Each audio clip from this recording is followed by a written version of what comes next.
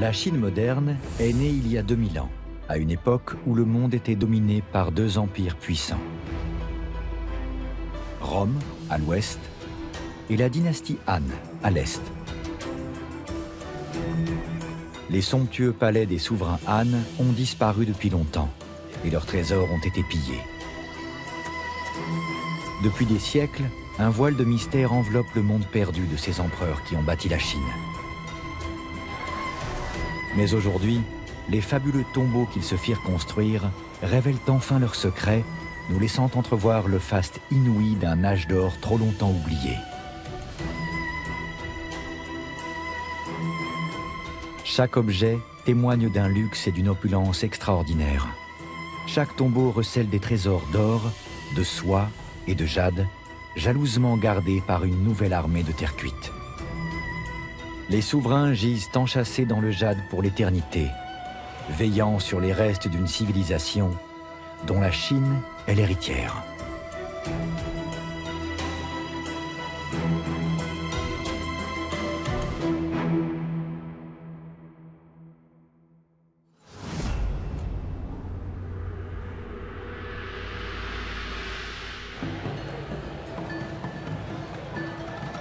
La ville de Xi'an était jadis la capitale de la Chine.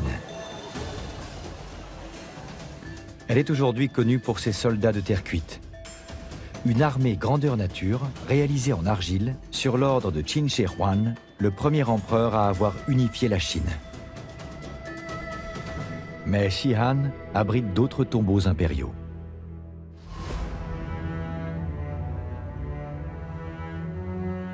Ce vaste monument est la sépulture d'un autre grand souverain.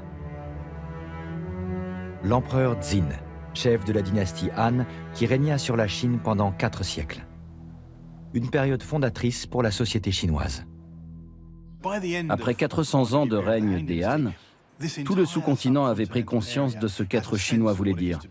Des gens séparés par des milliers de kilomètres se sentaient liés par une histoire, par une culture commune. Le tumulus dans lequel repose l'empereur Xin culmine à plus de 30 mètres au-dessus de ce vaste complexe funéraire.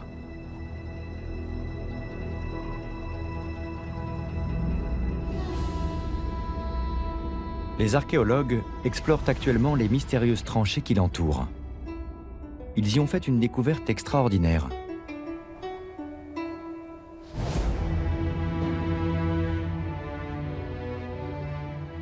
Une seconde armée de statuettes de terre cuite. À la différence de la première, les personnages qui la constituent ne sont pas représentés grandeur nature, mais réduits de 2/3.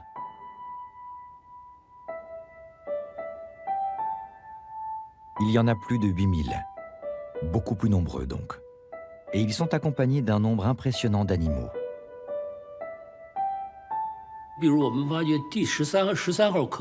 Quand nous avons mis à jour la fosse numéro 13, nous avons trouvé plus d'1 millier de statuettes d'animaux.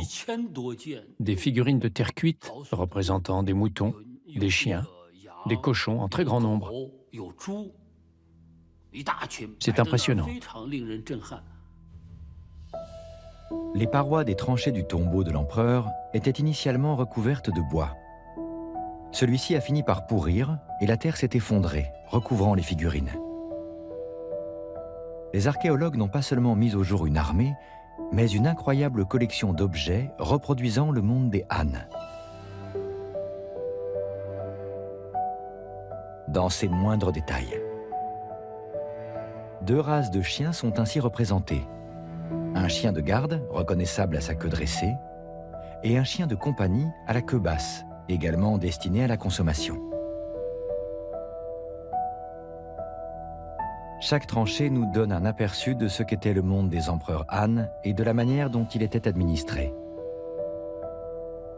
Depuis les ustensiles de cuisine, jusqu'aux castrats de la cour, que l'on reconnaît à leur petit pénis et à l'absence de testicules. Ce sont les plus anciennes représentations connues d'eunuques chinois. Ceux-ci formaient une caste privilégiée, très influente dans les coulisses de la scène politique de l'époque.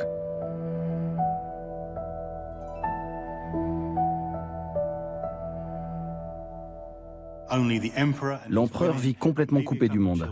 avec ses femmes, quelques enfants et une garde composée d'eunuques. Aucun homme non castré n'est autorisé à entrer dans le palais, en dehors de l'empereur. Ce sont les eunuques qui contrôlent l'accès au souverain. Si vous voulez lui transmettre un message ou obtenir quelque chose, il faut être dans les bonnes grâces d'un eunuque.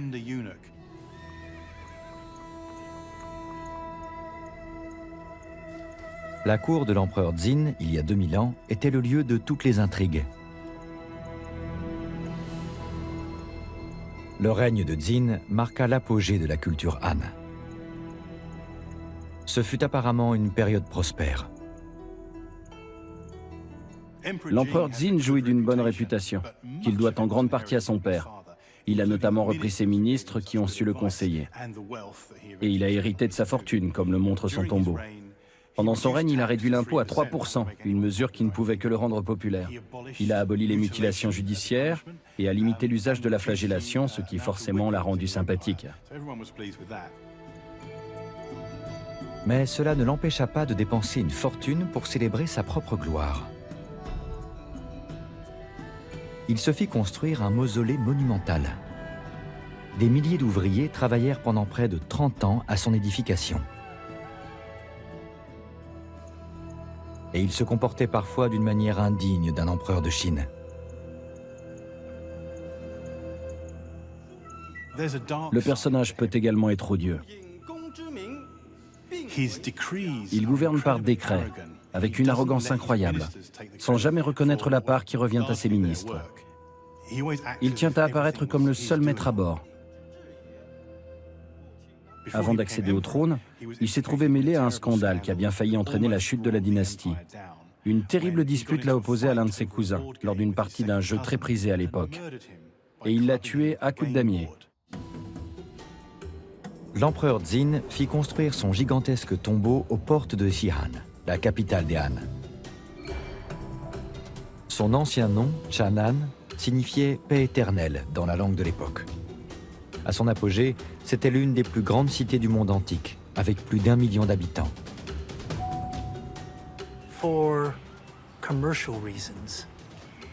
C'était la capitale, non pas pour des raisons commerciales, ce n'était pas à l'origine une ville de marché, mais pour des raisons politiques et culturelles. Xi'an était concrètement et symboliquement le centre de l'Empire. Et du point de vue de ceux qui y vivaient et qui détenaient le pouvoir, c'était aussi le centre du monde.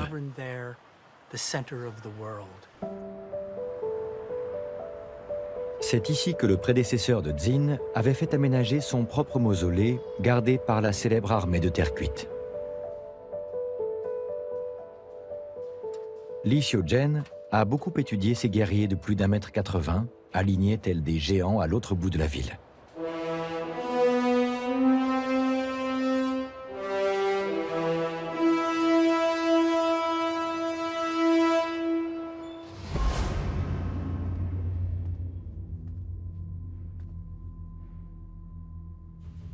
Rien à voir avec les figurines du tombeau de l'empereur Xin qui font à peine 60 cm de haut.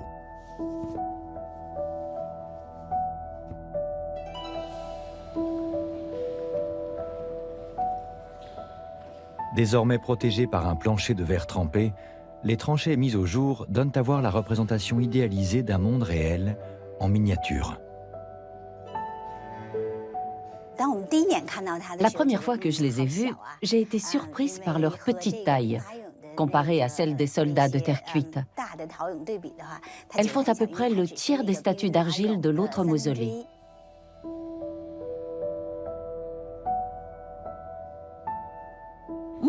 Ces tombeaux renferment une mine d'informations sur les traditions et les coutumes de l'Antiquité, ainsi que sur la manière dont on concevait le monde à l'époque.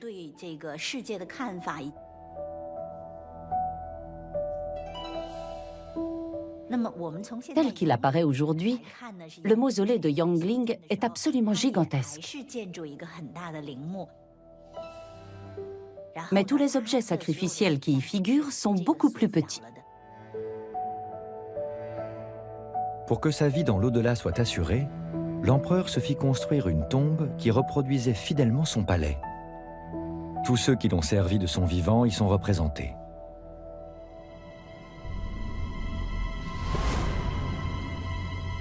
Ces curieuses figurines exercent sur nous un véritable pouvoir de fascination. Elles sont l'écho d'une tradition plus ancienne, plus cruelle. Dans la Chine antique, lorsqu'un souverain mourait, toute sa cour était sacrifiée et enterrée avec lui. Les Chinois se sont livrés à des sacrifices humains lors des inhumations à partir du 7e siècle avant notre ère. La coutume était très décriée et très impopulaire. Mais lorsque les Han s'installent au pouvoir, la pratique est largement tombée en désuétude. Ce sont désormais des statues que l'on inhume auprès des puissants.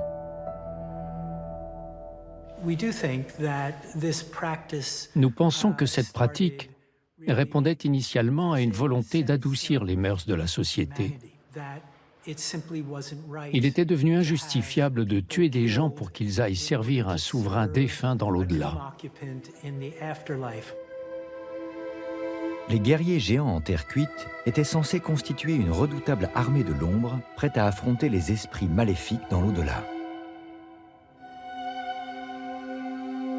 Les figurines sans bras du tombeau de l'empereur Xin paraissent en comparaison bien vulnérables. On comprend moins leur rôle.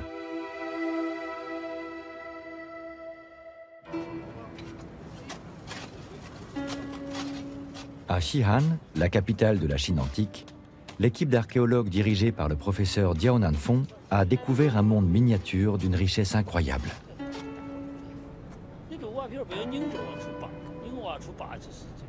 L'univers dans lequel vivait l'empereur Xin y est représenté, jusqu'à la dernière concubine, jusqu'au dernier eunuque, à ses côtés pour l'éternité. Ils ont même eu la surprise de trouver de la monnaie miniature à dépenser dans le royaume des morts. Ces modèles réduits d'objets réels ont été spécialement réalisés à des fins funéraires. Fabriqués en bronze, ces pièces factices pèsent moins d'1 tiers de gramme. Elle n'était pas destinée à être utilisée dans la vraie vie. Les Han croyaient qu'après la mort, les hommes continuaient d'exister dans un autre monde parallèle dans lequel ils devaient emporter tout ce qui leur avait servi ici-bas. Ce petit sceau en or portant la signature d'un général de la cavalerie a été retrouvé dans une tranchée remplie de chevaux et de cavaliers. C'est la parfaite réplique d'un sceau utilisé par un général de l'époque.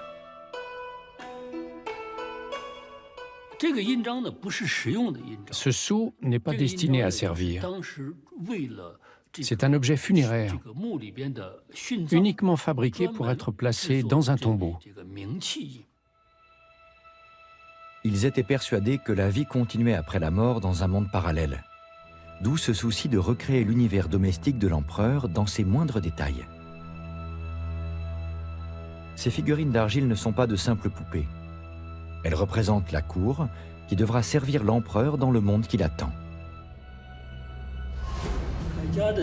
Un examen plus attentif a permis de détecter sur ces statuettes la présence de minuscules fragments de bois. Elles étaient donc initialement pourvues de bras articulés permettant de les placer dans diverses positions, prêtes à servir dans l'au-delà.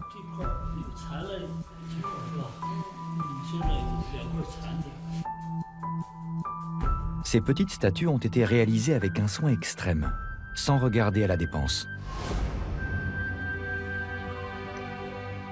Les méthodes de fabrication ont été minutieusement reconstituées. Chaque figurine doit être façonnée individuellement et à la main. L'argile est tassée dans des moules représentant le tronc, la tête et les jambes. Puis, les parties sont assemblées et mises à cuire dans un four pendant plusieurs jours. On voit clairement le nez et les yeux, ainsi que le dessin des muscles sur la poitrine. Il y a manifestement un grand souci du détail. Les bras en bois sont fixés après la cuisson. L'examen au microscope a révélé la présence inattendue d'une autre matière organique, prouvant que ces statuettes n'ont pas été enterrées nues, mais drapées dans une étoffe précieuse qui avait fait l'immense fortune de la dynastie Han, la soie.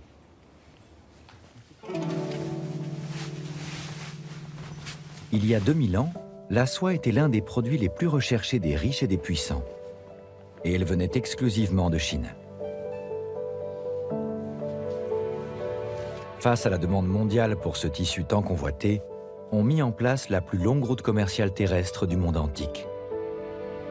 Partant de Xi'an, la route de la soie traversait le désert sur des milliers de kilomètres et franchissait les montagnes pour relier la Chine à l'Europe.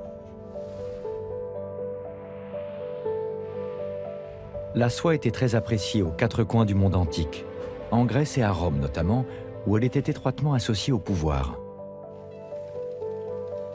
Les paysans chinois payaient l'impôt avec de la soie. Les fonctionnaires la recevaient en salaire. La soie était si précieuse que révéler le secret de sa production à un étranger était un crime passible de la peine de mort.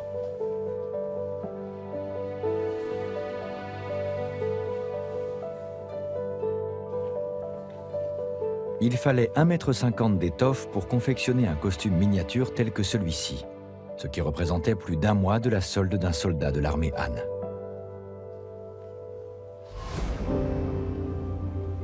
Les secrets de fabrication de ces luxueux habits n'ont jamais été percés.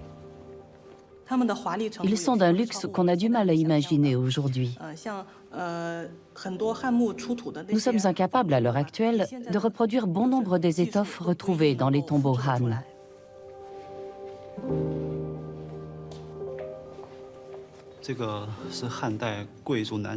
C'est un costume d'homme typique de l'aristocratie de la dynastie Han.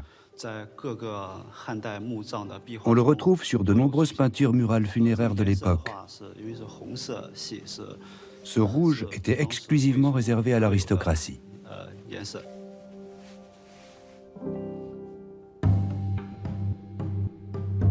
D'autres tombeaux Han ont également livré de nombreuses figurines portant des vêtements, habilement dessinés à même l'argile.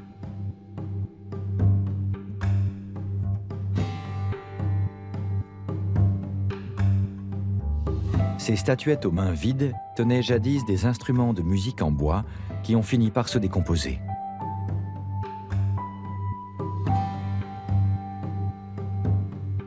Ces danseurs se sont figés dans une pose éternelle. La grâce de leurs gestes intrigue certains chorégraphes modernes qui cherchent à retrouver des mouvements datant de 2000 ans. Il n'y avait pas de vidéo à l'époque. Au mieux, des dessins en 2 dimensions et des sculptures pour la 3D. Si vous prenez ce geste exécuté à l'époque Han, comment savoir s'il démarre comme ça ou comme ça? Ou comment mettre les mains ensuite?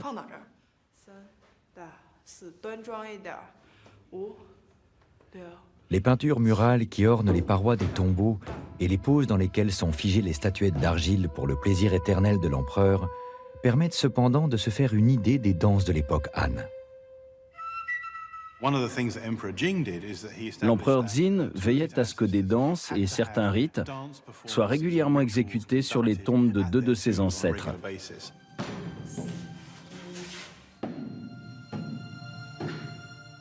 La danse était également un divertissement, voire une façon de présenter de jeunes prétendantes au titre de concubines.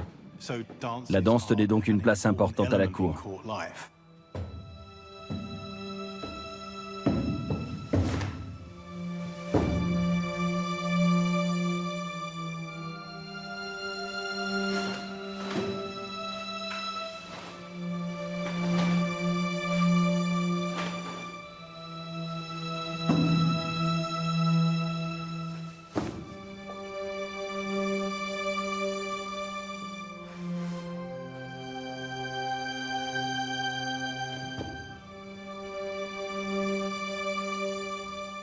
La culture raffinée et la puissance de la dynastie Han étaient à leur apogée lorsque l'empereur Jin fit bâtir son extravagant tombeau au IIe siècle avant notre ère.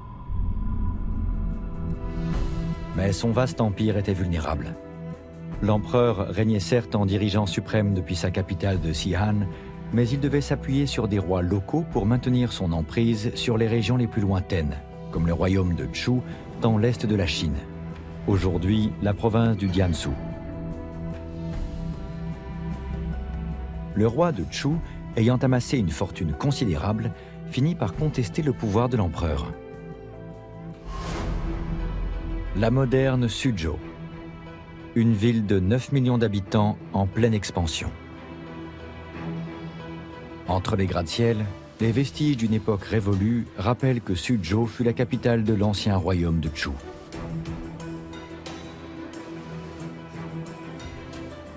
Lieu de naissance du premier empereur Han, la ville avait jadis un statut particulier. Les rois de Chu furent ainsi autorisés à se faire construire des tombeaux monumentaux, véritables sépultures impériales. Les Han avaient réussi à réunifier la Chine. Mais il subsistait à l'Est des royaumes à la tête desquels avaient été placés des proches et des alliés du fondateur de la dynastie. Et ces dirigeants se comportaient comme des monarques. Ils avaient leurs propres ressources, leur propre religion, et le risque était grand de les voir un jour revendiquer le trône impérial.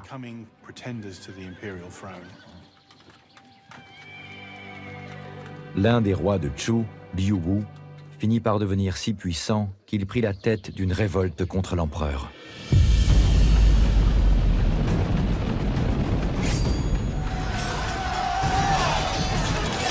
Le soulèvement fut écrasé et le roi vaincu fut contraint au suicide.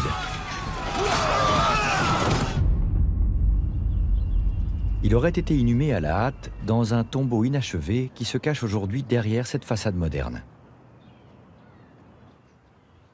James Lin, du musée Fitzwilliam de Cambridge, et l'archéologue chinois Li Chunlei travaillent ensemble sur cet autre monument funéraire de la culture Han.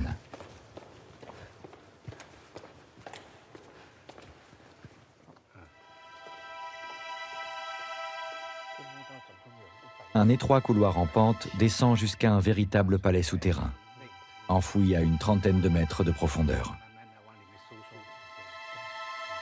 La tombe du roi Liu Wu n'est pas creusée dans la terre, comme celle de l'empereur Xin, mais taillée dans la pierre calcaire.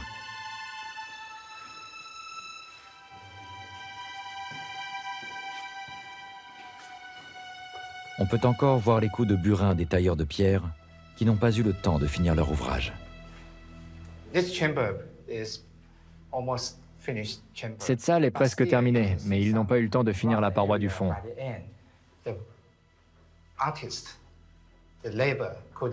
La surface de la pierre n'a pas été poncée. Les coups de burin des ouvriers sont encore visibles.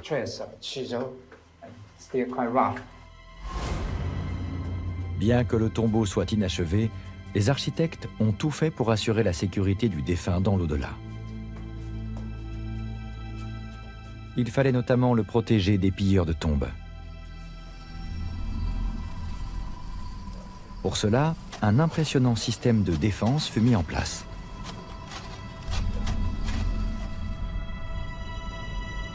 On installa de lourdes portes coulissantes en bois, bloquées par des systèmes de verrouillage automatique en bronze incrustés dans le sol. Et les passages furent obstrués par de gigantesques pierres taillées au millimètre près. Chaque bloc pesait 6 tonnes. Ils bouchaient l'entrée principale pour faire barrage aux pilleurs de tombes. Malgré toutes ces précautions, des pillards réussirent à s'introduire dans le tombeau. Ces pierres portent d'étranges stigmates baptisés naseaux de bœuf, en raison de leur ressemblance avec le nez de l'animal. Les pilleurs de tombes perçaient un trou dans la pierre. Puis ils y passaient une corde pour pouvoir tirer le bloc et accéder ainsi à la salle principale de la sépulture.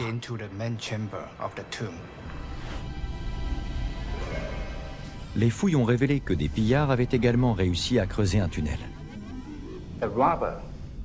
Les voleurs ont pénétré dans le tombeau. Ils sont arrivés directement dans la salle arrière, qu'ils ont quasiment vidée de ses trésors. Heureusement, dans leur hâte, les voleurs n'ont pas tout emporté. Ils sont passés à côté de véritables joyaux de la dynastie Han qui se trouvaient dans d'autres salles du tombeau. Ils ont oublié d'inestimables trésors, comme ces magnifiques tablettes d'or fin. Here we have two golden plaques that were part of a belt. Ces deux plaques d'or faisaient partie d'une ceinture faite de plusieurs cordons de coquillage et qui se fermait à l'aide d'une épingle en or. Ces deux plaques étaient purement ornementales.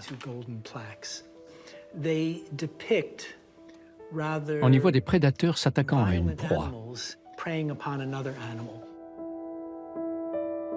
La scène représentée sur ces plaques témoigne de l'étendue considérable de l'Empire des Han.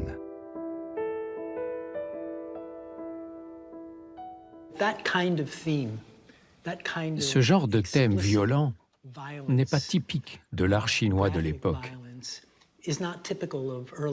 La violence explicite ne fait pas partie du répertoire de la Chine antique, dans lequel les animaux sont généralement représentés de manière plus abstraite, ou du moins avec un souci d'harmonie et de sérénité. Ces plaques sont à mon avis caractéristiques du style animalier des peuples nomades de l'Asie du Nord et de l'Asie centrale.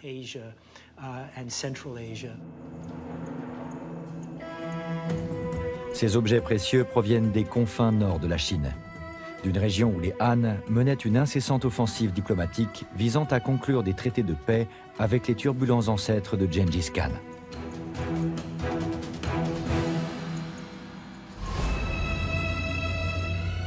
Une paix propice aux rois de Chu qui en profitèrent pour s'enrichir, enterrant avec eux leurs nouveaux trésors.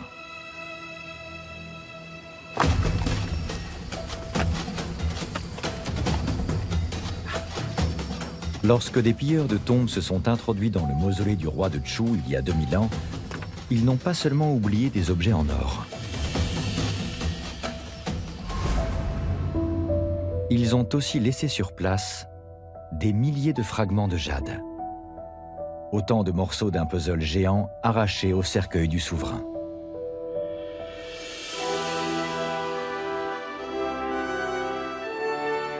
C'est aujourd'hui le seul cercueil de jade entièrement restauré de Chine.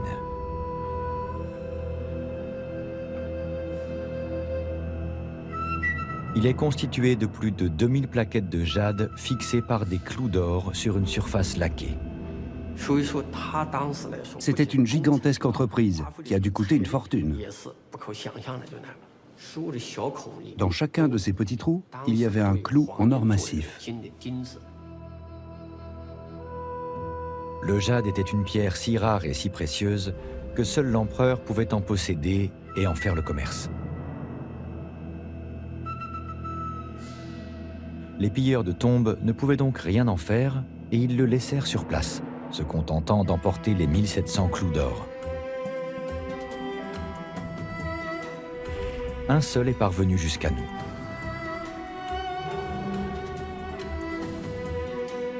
Les voleurs abandonnèrent notamment cette extraordinaire tenue funéraire. Elle est aussi constituée de jade. À l'intérieur du cercueil de jade gisait la momie du roi, recouverte d'un costume fait de plus de 4000 fragments de pierres précieuses, cousus ensemble par plus d'1,5 kg de fil d'or. Un costume sur mesure pour la dépouille du monarque. Ce costume de jade est une tenue funéraire unique en Chine, et peut-être même unique au monde. C'est quelque chose de totalement typique de cette période.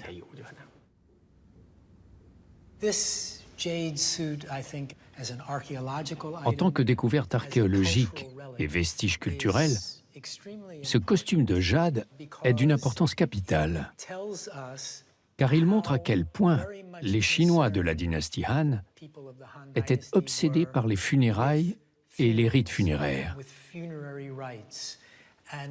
par le respect de la dépouille du défunt et par sa conservation. Il montre également le rôle central joué par le jade dans cette problématique. Ce costume est en quelque sorte le symbole de l'importance conjuguée du jade et des rites funéraires. Il y a 2000 ans, sous la dynastie des Han, lorsqu'un souverain décédait, sa dépouille était soigneusement préparée pour son passage dans l'au-delà. Et le jade était la pierre qui devait l'accompagner sur la voie sacrée de l'immortalité. Les Chinois de l'époque n'avaient pas de diamants, mais ils avaient du jade, qui symbolisait l'autorité impériale et le pouvoir divin. Cette pierre s'est imposée comme l'un des signes extérieurs de l'autorité impériale, au point que l'idéogramme chinois qui la désigne représente un roi tenant un fragment de jade.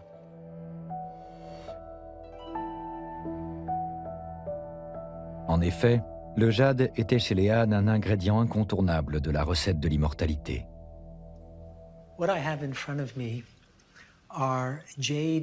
Les objets de jade qui se trouvent devant moi servaient à fermer ou à couvrir les principaux orifices du corps humain. La médecine chinoise antique considérait qu'il était essentiel pour préserver l'essence vitale de l'individu, dans la vie comme dans la mort, d'obturer tous les orifices de son organisme. Si vous parliez trop, l'essence vitale risquait de se concentrer dans votre bouche et de déserter d'autres parties du corps. Même chose si vous écoutiez trop ou si vous regardiez trop. Il fallait rechercher l'équilibre dans chaque acte de la vie. Et pour continuer à le faire après la mort, ces 9 bouchons de jade étaient indispensables. Ils servaient à obturer les yeux, à boucher les oreilles, les narines et l'anus, tout en couvrant les organes génitaux pour éviter que le souffle vital ne quitte le corps.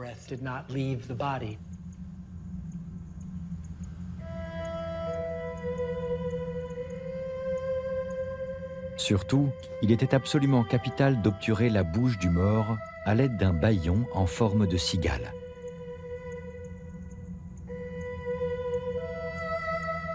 Le cycle de vie insolite de ce curieux insecte avait en effet retenu l'attention des savants chinois de l'époque. Ils avaient remarqué que la cigale passait l'essentiel de son existence sous terre, pour un jour remonter à la surface en creusant une galerie, émerger à l'air libre et se métamorphoser en un être totalement transformé.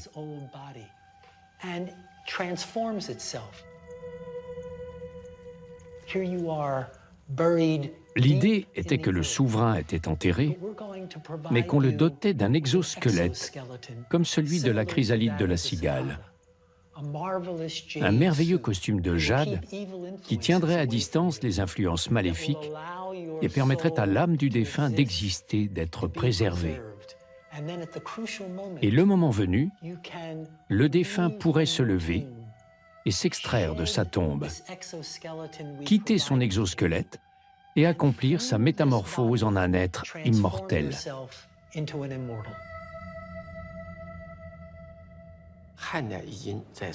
Le concept d'immortalité était omniprésent dans la société Han, et le jade était censé être un gage de longévité et d'immortalité.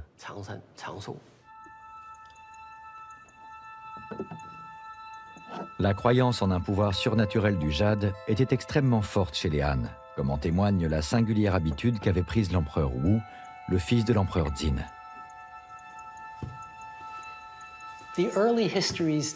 On raconte que l'empereur Wu avait ordonné à ses serviteurs de recueillir la rosée à l'aube et de lui en apporter un flacon chaque matin.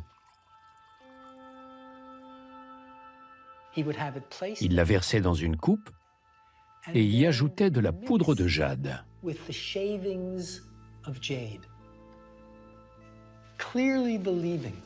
Il buvait régulièrement ce breuvage, persuadé manifestement que la pureté du jade, ses propriétés magiques, aurait un effet sur son organisme en lui conférant ses propres qualités et lui permettrait de vivre éternellement. Le règne de l'empereur Wu fut remarquablement long. Il dura près de 50 ans. Pourtant, le jade qu'il absorbait contient des composés métalliques potentiellement toxiques. Et rien n'indique que le jade permette de lutter contre le vieillissement.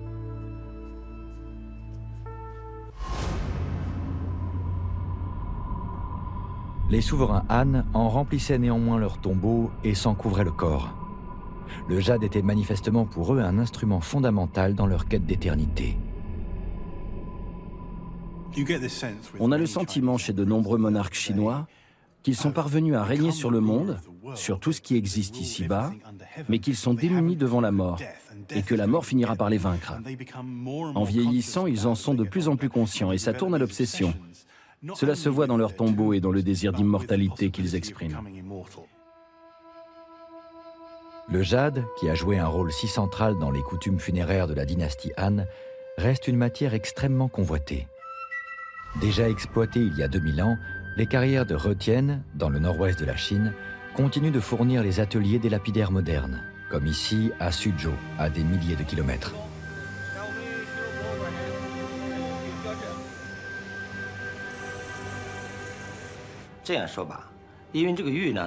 Les Chinois considèrent que le jade a des propriétés spirituelles, qu'il apporte la santé et qu'il permet même aux rêves de se réaliser. Le jade blanc est particulièrement rare.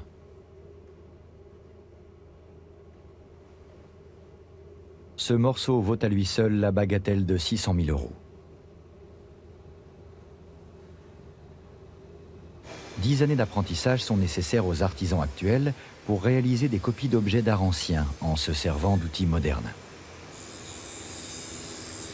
Le professeur Li Yin-de a emprunté au musée de Suzhou un dragon de jade vieux de 2000 ans pour montrer à un apprenti toute la maîtrise des lapidaires de la dynastie Han.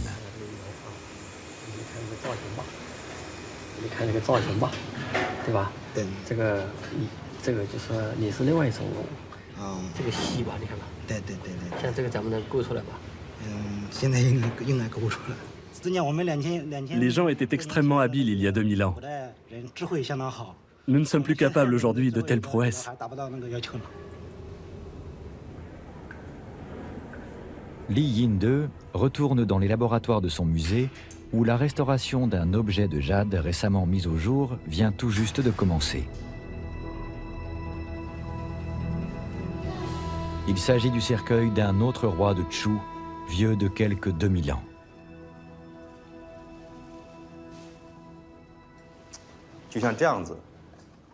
Le cercueil était un objet en 3 dimensions, comme celui-ci.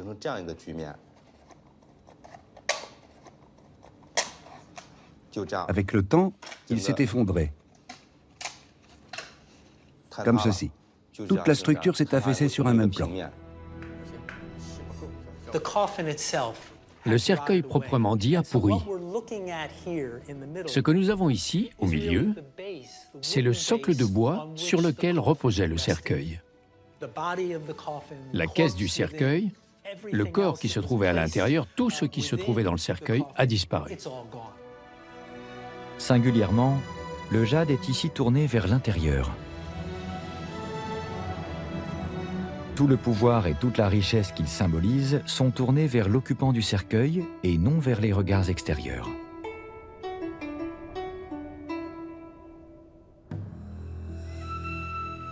Les souverains Han ont peut-être trouvé avec le jade le secret de l'immortalité, mais certainement pas un conservateur efficace. Contrairement aux momies égyptiennes, les dépouilles des Han ont fini en poussière.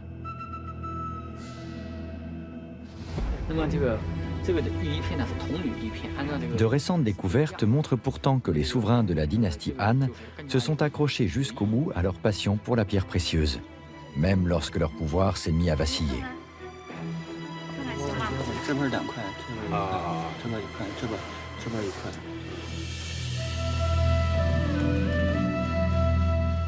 La ville de Suzhou, dans l'est de la Chine, ancienne capitale du royaume de Chu.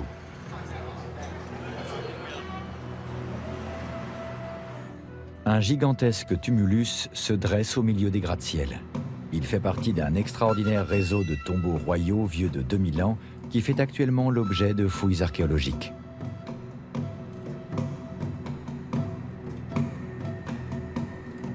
Les momies de jade ont été retrouvées à Sesan. Nous sommes à l'autre bout de la ville, dans le quartier de Tushan. Ce tombeau est beaucoup plus récent que celui de Sesan. Ce n'est pas une sépulture souterraine taillée dans la roche, mais une pyramide de terre de près de 20 mètres de hauteur. Un monument impressionnant, bien qu'il ait été érigé à la fin de la période Han, alors que la puissance de la dynastie régnante était en plein déclin. En Chine, les plus grandes tombes datent généralement du début des dynasties. Ce n'est pas forcément celle du fondateur, mais plus souvent celle de son fils ou de son petit-fils, qui ont hérité de l'Empire et des richesses accumulées par leurs prédécesseurs. Chez les Han, ce sont Xin et son fils qui ont eu droit au plus grand tombeau. Ensuite, la taille des sépultures a tendance à se réduire, à devenir plus modeste. Les préparatifs pour pénétrer dans les salles funéraires ont commencé il y a 35 ans. Les archéologues ont soigneusement vidé la pyramide de la terre qui s'était accumulée à l'intérieur et ont entamé des travaux de terrassement afin de dégager la base du tombeau. Désormais apparents, ces blocs de pierre forment le toit d'une série de salles funéraires creusées dans le sol.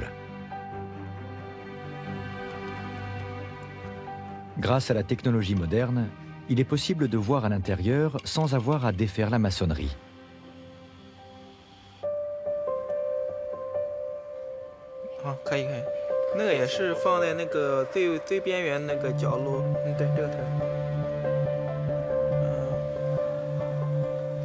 Un relevé en 3 dimensions réalisé au laser permet d'établir à partir des données recueillies une maquette virtuelle du site.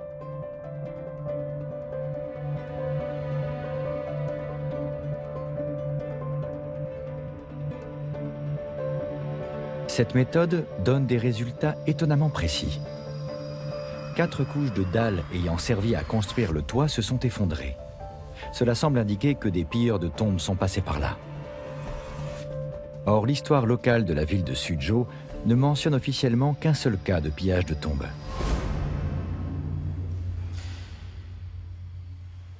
Le suspect numéro 1 était un ingénieux malfrat du nom de Diarou. Il avait apparemment bâti une drôle de cabane au sommet du tumulus de Tushan. Il avait construit cette cabane pour pouvoir creuser tranquillement. Pendant plus de 20 ans, il a percé un puits dans le tumulus. Il y a eu tentative d'effraction, comme le montre l'effondrement du toit.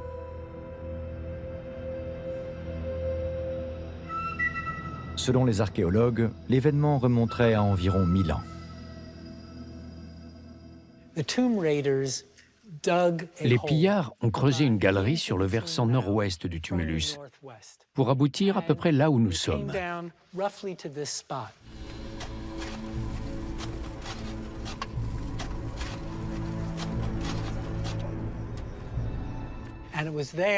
Et c'est ici, dans la salle centrale, qu'ils ont trouvé le plus d'objets funéraires.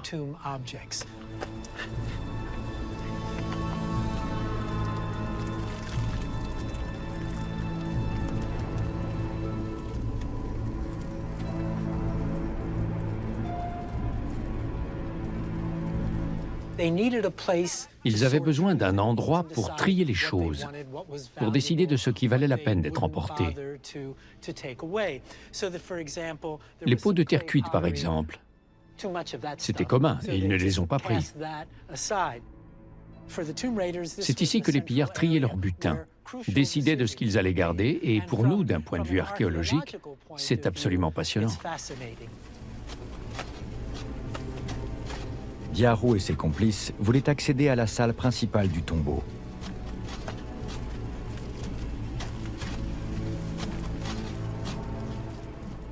C'est là que se trouvaient l'or, l'argent et le jade. Car à leur époque, c'est-à-dire vers la fin du XIIe siècle, l'empereur n'était plus le seul à pouvoir vendre et acheter la pierre précieuse. Le jade était devenu une matière négociable. Li Yinde et ses collaborateurs craignent donc que tous les objets de valeur aient été dérobés.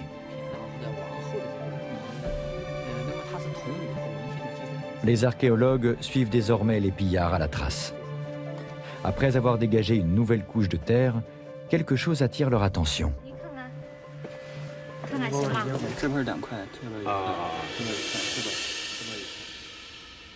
La forme géométrique caractéristique de la pierre verte.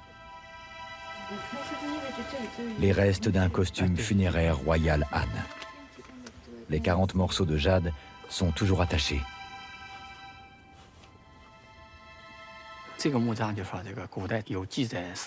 Les textes anciens disent que ce tombeau a été pillé par le passé. Nous ne pensions pas trouver autant de jade à cette profondeur.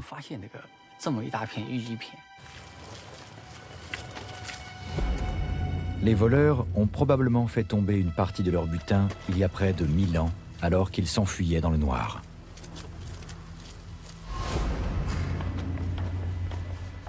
La découverte est inédite, d'autant plus que les petites plaques de jade sont encore tenues entre elles par des bouts du fil d'origine.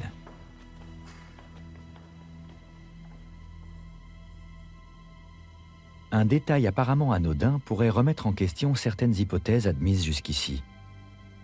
Le fil n'est ni en or ni en argent, mais en bronze. Selon les chroniques anciennes, cette tombe serait celle d'un roi. Son costume devrait donc être cousu avec du fil d'argent, pas de bronze. Bien que le tombeau soit plus petit que ceux des Han des siècles précédents, le costume est réalisé en plaquettes de jade de qualité et magnifiquement ouvragé. Ce petit bout de fil pourrait finalement permettre à un roi oublié de retrouver sa place dans l'histoire. Cela ne cadre pas avec les sources littéraires, qui sont peut-être incomplètes. Cette découverte est d'autant plus précieuse. En archéologie, il est important non seulement de préserver l'objet découvert, mais également d'enregistrer dans quelles conditions il a été trouvé. Les fragments du costume de jade abandonné par les pillards vont maintenant être extraits de la terre.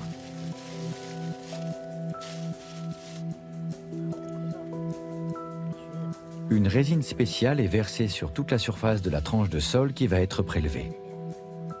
La résine prend rapidement, emprisonnant les morceaux de jade. L'ensemble peut ainsi être extrait en un seul morceau.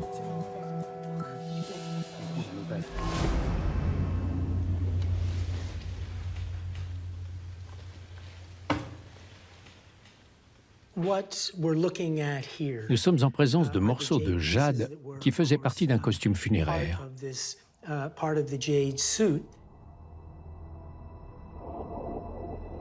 La taille et la configuration des différentes pièces laissent penser qu'il s'agit du bas de la manche, autour du poignet. D'après la taille et la répartition des morceaux, c'est soit cette partie, soit celle-ci.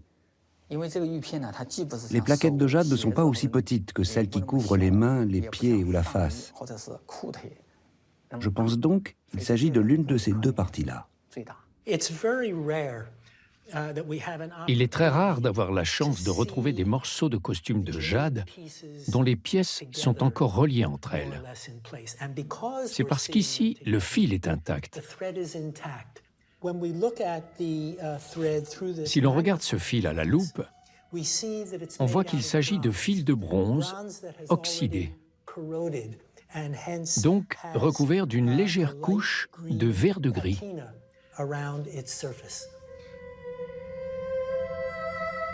Le bronze est un métal beaucoup moins cher que l'argent. Mais en examinant un morceau de jade de plus près, les archéologues ont remarqué autre chose. Juste à l'angle d'un petit morceau de jade, Zhao Xiaowei et ses collègues ont trouvé un minuscule morceau de feuille d'or. Ils pensent qu'il devait initialement être enroulé autour du fil de bronze.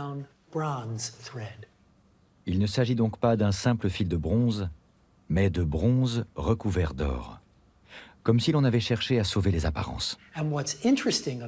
C'est intéressant car, selon la tradition et les conventions d'usage, le bronze plaqué d'or est réputé avoir la même valeur que l'argent.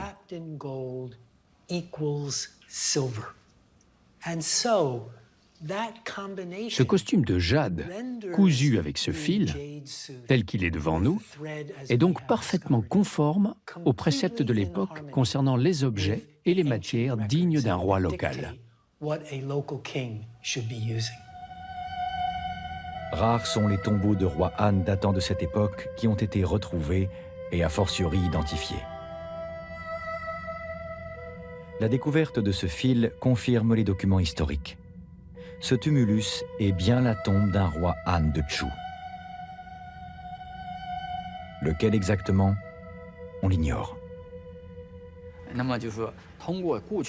Ce que nous savons avec certitude, d'après les fouilles actuelles et celles qui ont précédé, c'est qu'il s'agit de la tombe d'un roi de Suzhou, de la fin de la dynastie Han. Le mystérieux souverain a été enterré après l'âge d'or de la dynastie Han. Le fait que son costume funéraire ait été cousu avec du fil de bronze recouvert d'une fine feuille d'or montre bien que l'Empire était alors sur son déclin. Les Han avaient perdu une bonne partie de leur pouvoir et de leur influence, dans un empire affaibli et en proie à la sédition.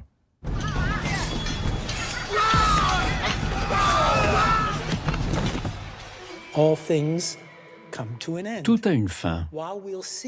On trouve encore des tombeaux fastueux dans la période plus tardive. Mais de manière générale, plus on avance vers la fin de la dynastie Han, plus les tombeaux deviennent modestes.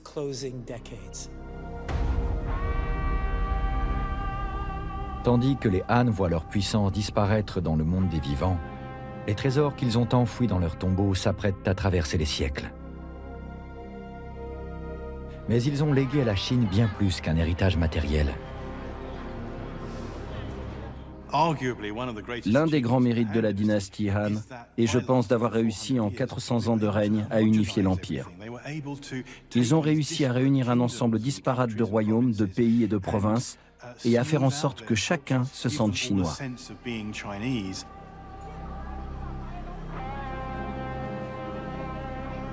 Aujourd'hui, plus de 90% des Chinois disent appartenir à l'ethnie Han. Ils appellent la langue qu'ils parlent le Han, et ils désignent leur système d'écriture sous le nom d'écriture Han. Tout cela influence forcément la perception que les Chinois contemporains ont de leur histoire. Quand ils pensent à leur origine en tant que peuple, ils se réfèrent nécessairement aux Han. Ils aspiraient à la vie éternelle et ils ont donné à la Chine une identité sociale et culturelle homogène. La dynastie Han est ainsi devenue immortelle.